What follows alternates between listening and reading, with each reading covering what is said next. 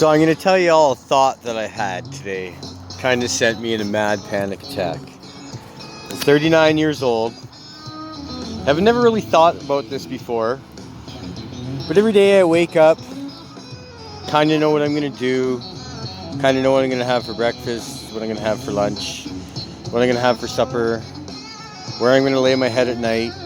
I have certainty. My life is pre-planned without even thinking about it every day that I rise. So here I am as a father, husband, children, people that I have to provide for, that I got to cook for, that I have to live for. So you follow a cycle.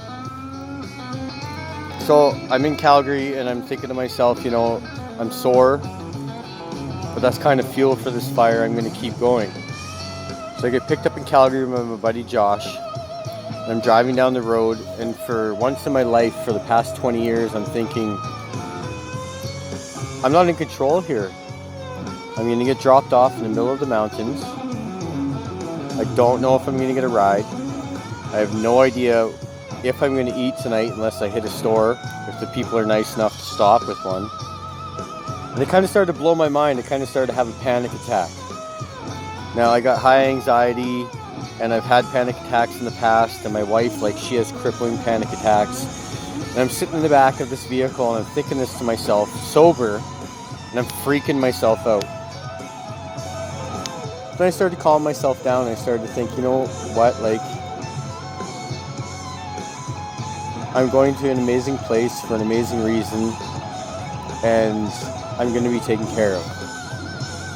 I used to get excited as a kid and wonder what was underneath the Christmas tree in the morning. There was that anticipation of the unknown. And I had to refine that and respect it and have faith in it that everything was going to be okay. So here I am. I ended up in Sicamous. I got my little tent. It's behind a hotel. I guess this year they just offered camping because they have a field behind their motel. They got a community fire pit. There happened to be a couple here in the tent from Calgary. A guy about my age and with a girlfriend probably 10 years younger than him,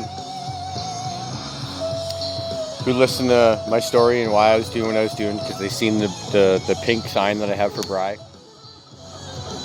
And they're just in awe. And when this first happened, when I first heard the news and decided that this is what I wanted to do, I really didn't think anything of it. Nothing at all. It was just like, hey, this is what I got to do. This is what I want to do. I'm going to do it. I love Brian.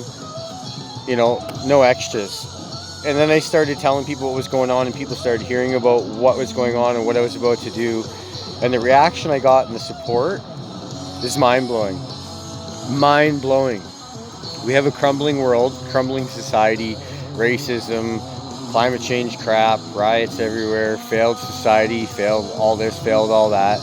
And I got all these people reaching out in love and respect and all this stuff just beefing me up for this. And I really didn't put any thought into it, And I thought about it today, and it's like, fuck.